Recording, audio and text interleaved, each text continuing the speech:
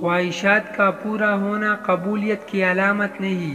کتب میں ایک واقعہ لکھا ہے کہ دو شخص، ایک عیسائی اور ایک مسلمان، دونوں بستر مرگ پر تھے۔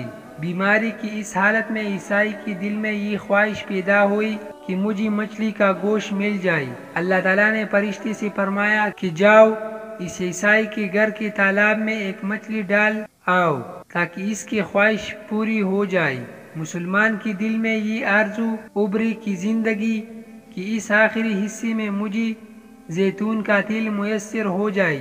اللہ پاک نے فرشتے کو حکم دیا کہ اس کی الماری کے اندر زیتون کا تیل ہے، جاؤ اسے گرا دو۔ اللہ تعالیٰ کا حکم ہے کہ اس عیسائی کی خواہش پوری کر دو اور اس مسلمان کا زیتون کا تیل گرا دو۔ فرشتے نے عرض کیا آپ کا حکم امت کی آسانی کے لیے ہے، اس کی مصلحت میں بتا دیجئے تاکہ امت کو سبق مل جائے، انسانیت کو سبق مل جائے۔